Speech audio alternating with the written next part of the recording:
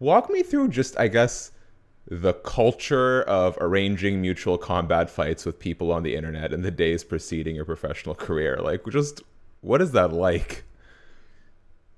Uh, I guess it's either naive, ballsy, or crazy. I don't know, but What is it that Bloodsport figured out that some of these other MMA pro wrestling hybrids fail to? Because I feel like Bloodsport has developed a real sort of cult staying power. Now it's attracting world caliber talent. well, I think that sorry, I'm trying to adjust my camera. It's That's all okay. weird and blurry. I don't know why. Maybe if I do that, it's better. Nope, that didn't help at all. Anyhow, um, it's a good question. I I think that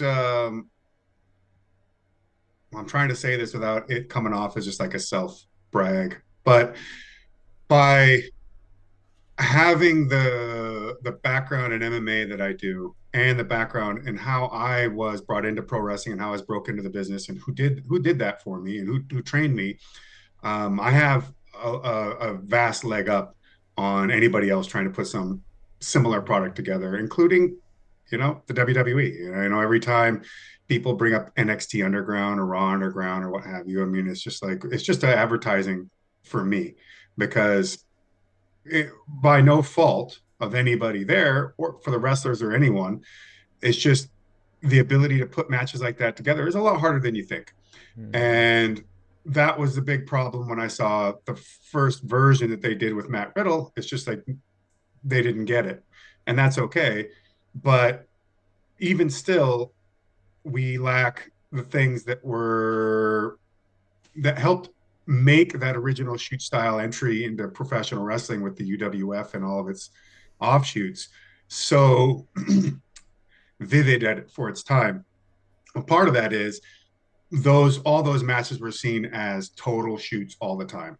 And that gave a different aura to the product. I mean, an old second generation newborn UWF card might only have 4 matches on it. It really was done more like a fight bout card and allowing enough time for like 30-minute and 60-minute matches to happen. But then even come a little later, especially with Pancrase, then you start seeing the Biosatsu, what they call it, the quick kill. And all of a sudden, a match is over in a minute. Like, whoa, this is a whole different deal. But we live in an era where everything about professional wrestling and MMA, those lines are severely delineated now. And Hmm. people, including even the workers and even I would say the companies themselves and how they shoot and the things that they'll promote in and around professional wrestling continually destroy kayfabe, Hmm. right? I mean, and the thing is, I don't think it's important to constantly maintain kayfabe to such a way, or let me put it this way: it's not important to treat the people like they can't understand or they don't know or that the information doesn't exist. But it's just the same as watching a movie where you don't highlight the fact that someone on screen didn't literally change into a monster or that's not a real laser beam, those aren't real bullets, um, that's not an actual giant robot or whatever. It's special effects and we know that, but we go in wanting to buy into the experience. And the more you remind people that something isn't what it portrays to be, let's just say, to really dumb it down, to simplify it, it it's constantly going to pull you out of that experience. And at the same time, you will have to rely more on more and more and more dangerous acrobatic, high spots as they call it, and things of that nature, because your storytelling ability has been drastically diminished, whether you understood it or not, because your consumer, your fan base, is having the element of something being worked just constantly put in their face, which is it just hampers the product. But with Bloodsport, I really try and do as best as I can to keep things just as raw and straight as possible. Working within what we know about MMA as it is today, as well as professional wrestling, and to let the wrestlers try to go out there and focus really on just that wrestling, and to not do anything that I can to break that potential immersive experience for the fan. And that's Hmm. really difficult. And the other difficult thing is we don't have the dojo systems like Japan did when they were creating their shoot style wrestling, which at the same time they were also creating MMA. Like those guys were all training for real and then going out and doing works and sometimes shoots in those organizations. Whereas now pro wrestling is like a scattered satellite kind of thing spread out amongst all over the world, but let's just say within the United States, to a smattering of these little schools and things all over the place of varying degrees of competence and capability, not to mention philosophical perspectives as to how they would want to train people, what they think is necessary. Like whether or not I was going to train somebody to compete in blood sport or not, if you're somebody that your goal was to go to the WWE, I'm going to train you the same way. Because if you really know how to wrestle, it is easy to build all the things into whatever you might want to do to go work a WWE style. No problem. But the thing is, you'll be in better shape, you'll be stronger, you'll be more capable, and you'll never be out of position. And if anybody should get injured, it doesn't matter what side of the body you grab them on. You always know what to do. You can always get someone where they need to go, and you know what it looks like to really win and how it feels to really lose. And that I think is a thing that could be um, much more emphasized with wrestling in general. That's not me saying people shouldn't do moonsaults and whatever. Like, people always love to say like just I just want to crap on everything that is unrealistic or over the top or big high spots. But that's not so because some of my most favorite wrestlers of all time have plenty of high spots. I mean, Vader, who's got a dark side of the ring coming out, one of my absolute favorite wrestlers and maybe my favorite big man of all time, the guy would climb to the second rope and hop on it and then shoot himself backwards, shoot his feet out and then land splash you or moonsault you or come on. But that guy knew how to fight. Yeah. And when you see him go at it at his peak with the right guys, you buy into what you're watching is a real life and death struggle. And that's what makes it interesting.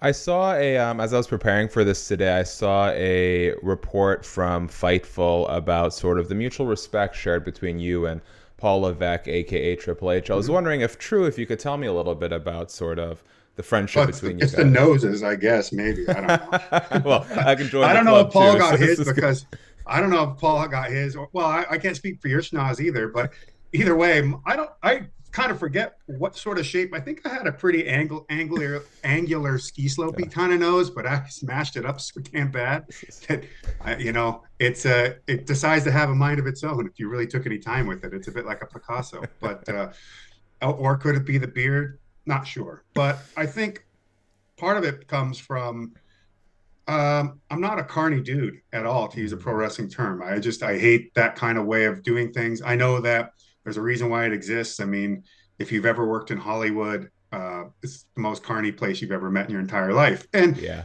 to a degree, this is how a lot of these agents and different folks get things done. They'll take 60% possibility of something and BS everyone that it's 100 to get them all on board, and then they can make the thing happen. But it won't happen if you can't get everyone to buy in. But if you can't convince them it's really going to happen, then they probably won't. It's an awful circle, and I hate it.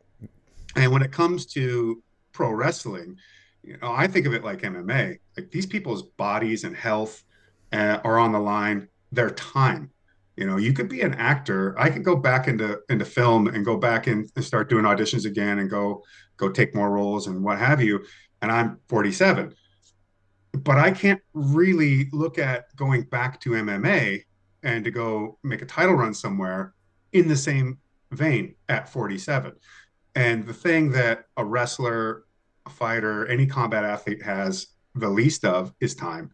And you don't know when yours is going to be up. You don't know what your body's going to be able to handle or what particular injury may befall you that you didn't foresee. So having a wrestler's time wasted to me is just unacceptable. Mhm. So I always try to be as straight up and to try and make things work as realistically as possible. And I think people like Paul can respect that kind of thing. And I want myself to be represented, that my word is my bond, and that I'll do good business by everyone, and that I don't approach these things as if people owe me. Hmm. And that makes it a lot easier. And it just is a lot. It's a lot easier to put these sort of things together. Just like when people will say, "Oh, all these WWE." The first time Bloodsport 10, we had WWE talent on the show. People were nuts. Like, how is this possible? You've got WWE, AEW, New Japan. Like, what the hell? You talk about forbidden doors. There's no doors at all on this one. And I go, well, yeah, I'm just doing what I can do. And then we move forward, the WWE is sending more talent, or I should say, offering more talent. And Amazing. also, there's talent that I ask for. I only book people that I want to book in the ways that I want to book them. And that's that. Like, I'm not forced to do anything. And I don't expect, be it WWE or anybody, to owe me any given athlete. Even someone like Shayna Baszler, who's my student, Hmm. she has an investment tied up into her with the WWE. So if there's something that makes it so that that doesn't align for this show or whatever show it may be, fine. I'm not owed it. And by approaching things with that kind of consideration, it just makes it a lot easier. And the WWE is the same with me.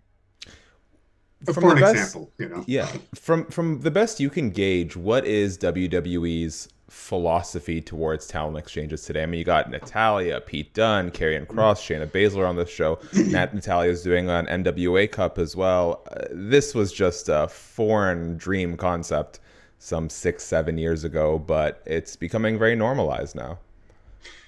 I think that they want their athletes to be in the ring, but Mm, sometimes it's because I would imagine they want them just to get way more reps because they need somebody, a newer person who maybe to really develop themselves.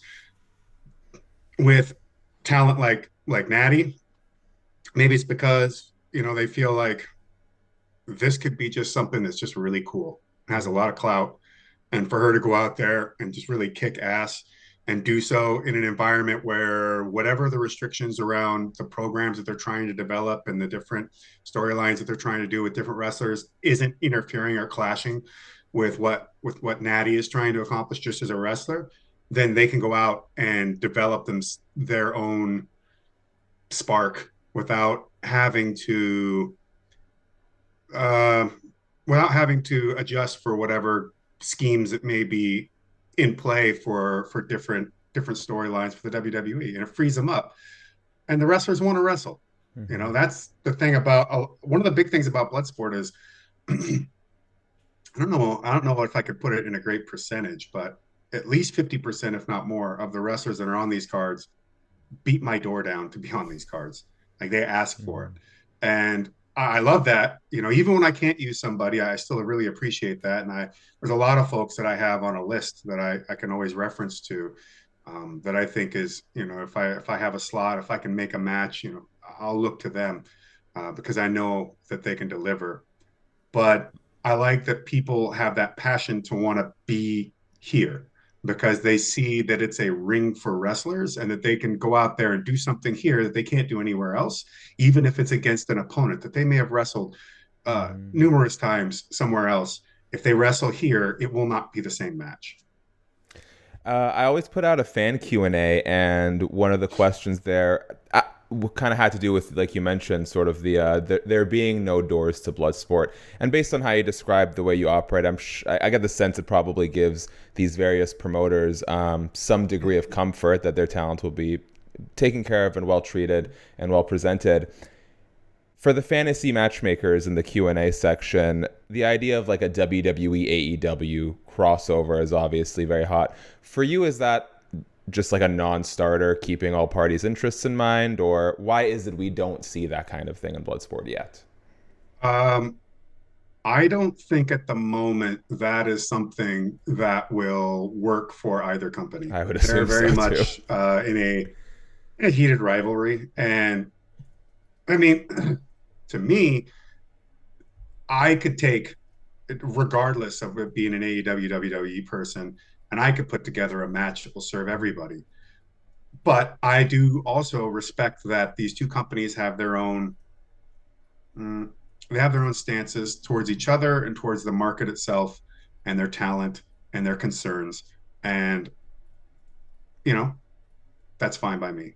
These are not my companies, and technically, these are not my wrestlers. Mhm. So I cannot see any way at which I can approach this and be like, oh, well, you owe me for this, or you should do it because no, I mean, if they were ever interested to have my opinion on this and how this could be done and whether or not that they would agree with it, awesome. But at this moment, I don't see that being something that either would be comfortable with. And it wouldn't be something in regards to the wrestlers specifically themselves, but it's just the politics, I suppose you could say, of competition. And but that won't stop a DDT wrestler from wrestling a WWE wrestler, or a New Japan wrestler from wrestling an AEW, a WWE wrestler, or a WWE wrestler wrestling, or um, Stardom wrestler wrestling an AEW wrestler, or whatever, you know what I mean? Or NWA or MLW or whoever, right? Like we put the matches together, and we always try to make sure that everybody represented comes out looking better than when they stepped in that ring. What if you had to guess? What's the percentage chance that we'll get another Bloodsport Bushido? Ooh. Uh, I'd like to say 75. That's pretty good. Uh, we had some tremendous difficulties that arose very early on that caused a huge problem for us.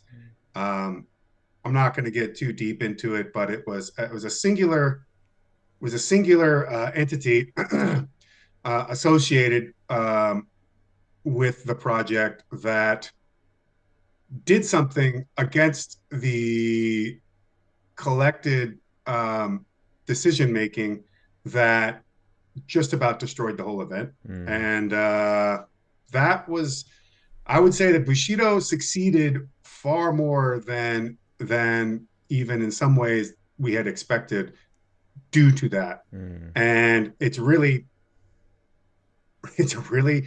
frustrating thing to think of because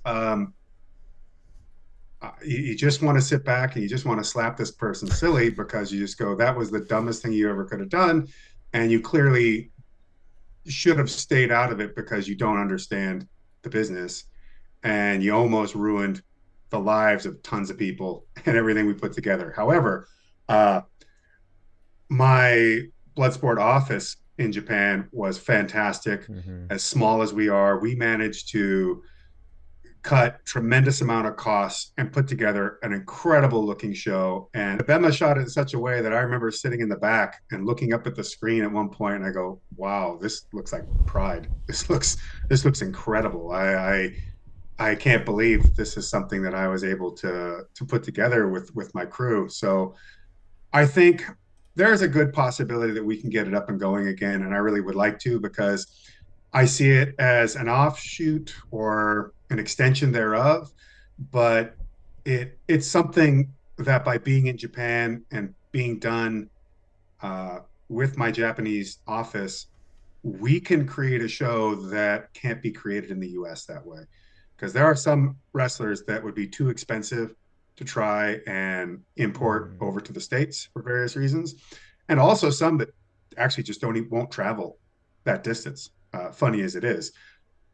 But if by doing it in Japan, I can tap into my resources there, and I can do things like, bring out Fujiwara, Maeda, and Ibushi all in the same vein, Hmm. and get them in the ring to do an award presentation, have myself versus Jon Moxley and Rampage Jackson, and all numerous types of matchups. It just really wouldn't work out any other place. And you know, all things considered, we kicked a lot of ass in putting that show together. But yeah, there was a very, very, very, very critical decision made, and it just about ruined everything.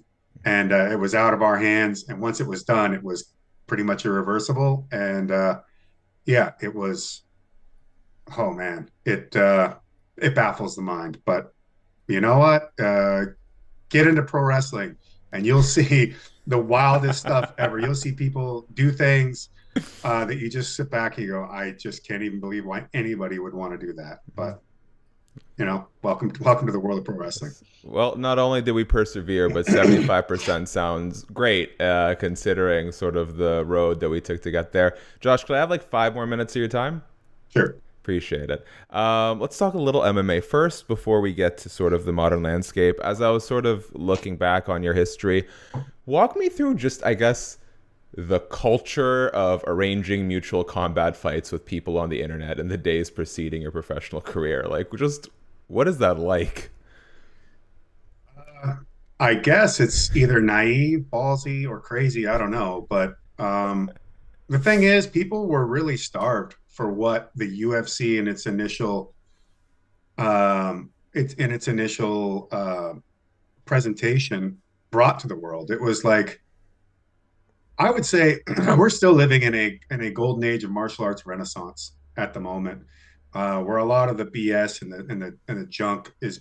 I mean, it still exists. I see people on different Instagram accounts absolutely lauding the most bullshit stuff and still acting as if that's legitimate. But uh, and there are still people that think Aikido works, and among other things. But it it just really ignited so many people. It changed people's whole training perspectives. Like, so many people abandoned what they were doing because they realized that whether the art ever had the capability that they were training in, like certain karate styles, but the training methodology was absolutely flawed, Mm-hmm. or people that were doing different kung fu styles and we are like, this has no application, or it has limited application, but not done the way we're doing it.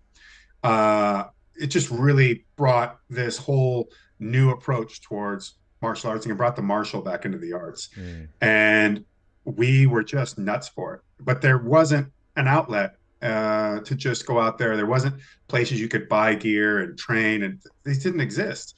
And pro gyms, or what you could call a pro gym, very, very few and far between. And fight events, even fewer. So you just kind of had to do what you had to do. And like anything, we just organized on our own. So you'd see people on an AOL forum or whatever, and it's like, oh yeah, I'll do challenge matches as I travel on business and blah blah blah. And I'm like, well, I need to get fights, so hey, anybody in this area going to be around? Cool, let's fight. That's just what it was. Well, if only we had caught up with the digital age a bit, we could have had like Tinder for fight matching. Yeah. Well, I don't know. I mean, maybe Tinder and Grindr sometimes are a bit more like an MMA fight. I don't know. But I do need to touch on this before we go. Jon Jones versus Tom Aspinall is the heavyweight title fight that everyone is waiting to see. While I know you had a very good experience with the UFC during your second run, USADA aside, the first time ended a little tumultuously. I know we don't have time to get to USADA right now, but hey, they're gone, so we don't even got to think about it anymore. Thank God. They are a pile of crap. They don't even do what they say that they're supposed to.